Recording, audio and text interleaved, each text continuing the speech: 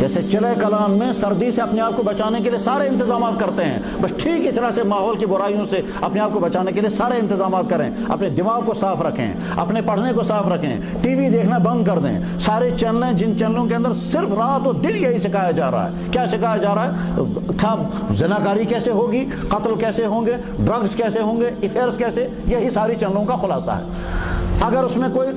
مفید پروگرام بھی ہوگا اس میں ننگی عورت آئے گی، اس میں بھی پہلے سیکس سے اثرات ضرور لائے جائیں گے۔ تو ساری دنیا اسی میں ڈوبی ہوئی ہے، اور یہ قیامت کی علامتوں میں سے اللہ کے نبی نے ارشاد فرمائی تھی۔ اسی لیے قرآن کریم میں جوانوں کے سامنے کردار لانے کے لیے اللہ تعالیٰ شاہ نے حضرت ابراہیم علیہ السلام کا تذکرہ کیا جوانی کے روپ میں، اس اول اصحاب کہف کا تذکرہ کیا جوانوں کے روپ میں، اور حضرت یوسف علیہ السلام کا سارا واقعہ بیان کیا۔ اس میں اہم کردار دکھانا تھا جوان نے اپنی جوانی کیسے بچائی، جبکہ دنیا کا سب سے خوبصورت ترین انسان حضرت یوسف علیہ السلام اور اس زمانے کی سب سے خوبصورت ترین لیڈی زلیخا جو ملک کی فرسٹ لیڈی تھی، وہ ملکہ تھی، وہ اس ملکہ نے یوسف علیہ السلام کو گھیرنے کی کوشش کی ہے۔ یوسف علیہ السلام نے کیسے اپنی جوانی کو بچایا، سورہ یوسف کی تفسیر پڑھیں اور اس وقت سمجھ میں آئے گا۔ آج کی عورتیں کہتے ہیں پردہ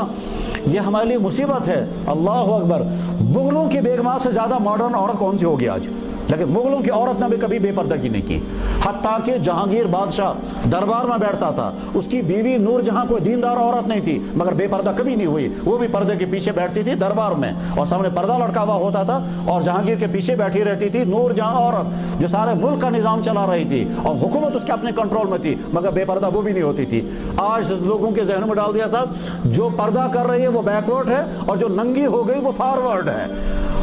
اب جو فارورڈ ننگی ہے ان کو امریکہ میں جا کر کے تم بھی بیکورڈ ہو، تم فارورڈ تب بنو گے جب عورت عورت کے ساتھ نکاح کرے گی، جب لیسبین بنیں گے تب آپ فارورڈ بنیں گی۔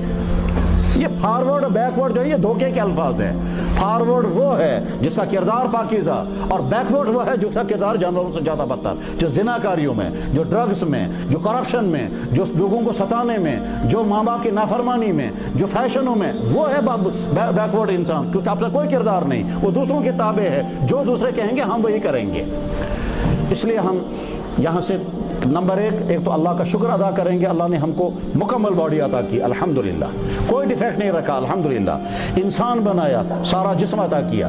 انسان بنایا، جانوروں میں پیدا نہیں کیا، پھر ہم کو اسلام کی دولت عطا فرمائی۔ اس پر شکر ادا کر کے پھر توبہ کریں گے آج تک جتنی غلطیاں ہوئیں ان پر، اور آئندہ ارادہ کریں گے انشاءاللہ اپنے آپ کو پاک صاف رکھیں گے،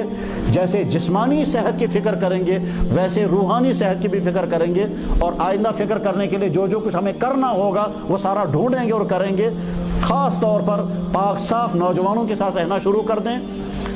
بلکہ یہاں تک کہنا صحیح ہے اگر کسی کا سگا بھائی بگڑا ہوا ہو اس سے بھی دور ہو جائیں،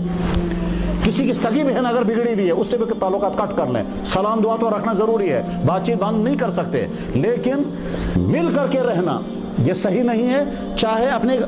بلکہ یہ بھی کہہ سکتے ہیں کہ اگر خدا نخواستہ کسی کے ماں باپ بگڑے ہوئے ہوں، اس اولاد کو کہا جائے گا اپنے والدین کے حقوق ادا کرو، مگر ان کے ساتھ اٹھنا بیٹھنا مت رکھو کیونکہ وہ بگڑے ہوئے ہیں۔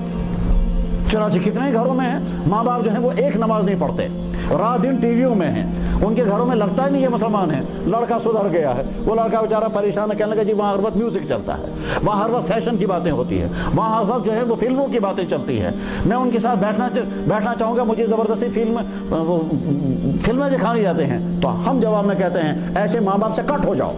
لیکن حقوق ان کے ادا کرنا ضروری ہے، ان کی خدمت بھی کرو گے، ان کی بات بھی مانو گے، ان کو سلام دعا بھی کرو گے، لیکن ان کی سوسائٹی میں مت بیٹھو، جہاں وہ یہ باتیں کرتے ہوں اس سوسائٹی سے دور رہنا ضروری ہے۔ کہنے والے کہیں گے یہ ماں باپ سے کاٹ رہے ہیں، ہم نہیں کاٹ رہے، اسلام یہ کہتا ہے ایسے ماں باپوں کے ساتھ رہنے میں انفیکشن ہو جائے گا اور تم بھی ویسے ہی بن جاؤ گے۔ اسی طرح سے بھائیوں سے، رشتہ داروں سے، بہت سے کہ جناب ہم کرتے ہیں مگر اب رشتہ دار کیا کہیں گے،